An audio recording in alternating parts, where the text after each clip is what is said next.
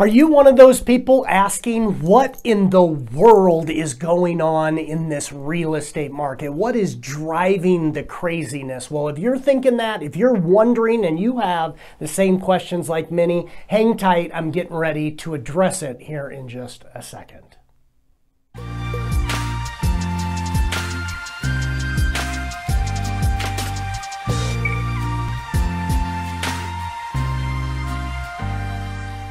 Hey everybody, Shane Severson here, Legacy Realty. You guessed it, it is Tuesday and we are getting ready to talk about this week's Tips Tuesday. And what I want to talk about is simply, I just want to take a couple minutes and share some of the things that are driving the craziness right now. Let me just share with you, the Denver market is one of the top, has been for years and years, one of the top 5 or so appreciating markets in all of the nation. We've been in the top. So a couple things I'll point out is our market is growing at about 6%. That's been the average over the last 10 years. And if you average it over pretty much the last 50 years, we've been at about 6% growth.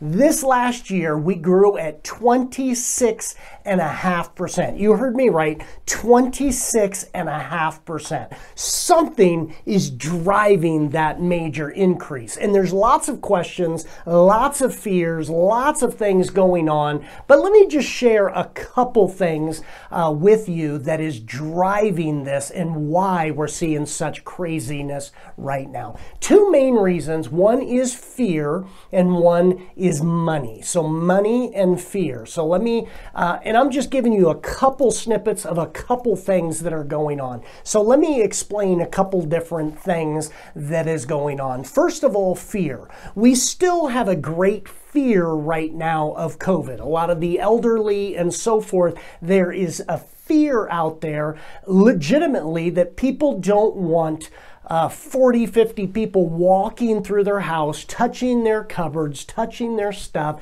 I don't know these people. And so I'm just going to hold off until everybody gets vaccinated, until this kind of settles down a little bit. So there is a legitimate fear of a disease, a pandemic, that people don't want to list their homes because of that. So lack of sellers right now because of that. That's legitimate. We meet people like that every day. Number 2 thing that I would say in the fear category, and that is this idea of loss of job. There is still great uncertainty right now with, will I even have a job here coming soon? I'll tell you a quick story very quickly.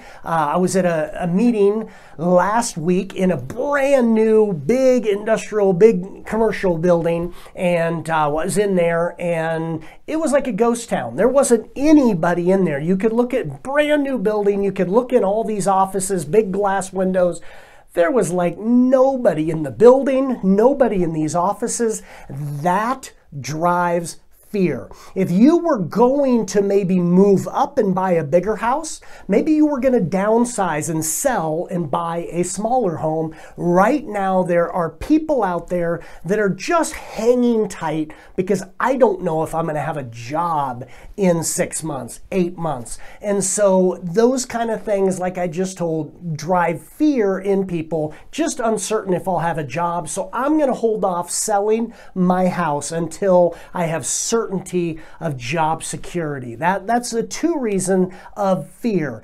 The third is this idea, because of the craziness, because of the huge supply and demand issues and everything else, there's just this fear of the market.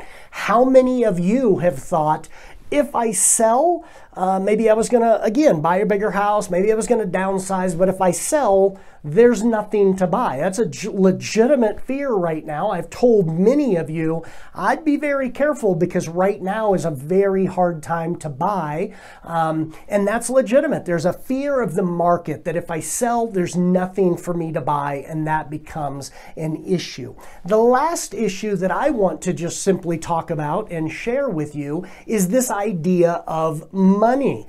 There's a lot of money in the market, for one, so people have cash, and that's allowing them to overbid and so forth. That's one of them. The second, when it comes to money, is the government has falsely pumped in money, some for good reasons, some it's causing bad things to happen. But when you pump in money into an economy, it seems like it's good because it's holding up the economy, but what it actually does as well is falsely builds security in people's minds and in their hearts and in their lives. I'll give you a great example. If you were going to have to sell, my job's not going great, COVID hit, I'm going to have to sell. Now I've got all this money coming in that I guess I don't need to sell. Now that's going to catch up to them. The market will settle, but for now, there's lots of money that's been pumped in from the government. So those who are going to foreclose, those who maybe just needed to because of loss of job or whatever else, all of this unemployment and everything is pumping that in. So it's holding houses that normally would hit the market off of the market. I'll tell you one last story. I know I'm going long, but just trying to break down the market. I have a friend that manages a restaurant, and he said, Shane, I literally cannot staff my restaurant. Literally, I cannot get jobs. I don't get any applications, and when I do, every single application that they fill out wants me to sign their unemployment. He said they're not looking for jobs, they're looking to keep their unemployment. Can I tell you, if any of those people are homeowners, there's a good chance they would have had to sell or had to work. Now, because they have money in their pocket for not working, it's holding them from selling their home. So we have more buyers and we have a lot less sellers right now. That's part of the reason the market is going absolutely nuts. But I'm here to tell you, what comes up will come back. It will level out. Give it a few months and all of the money pumped in, a lot of the fear will settle down. People will get vaccinated and we will see security come back and we will see the market settle back in to what we're used to. It may take a little bit, but it's coming. God bless. Hope that helps. Hope that explains what's going on in the market. We'll see you next week.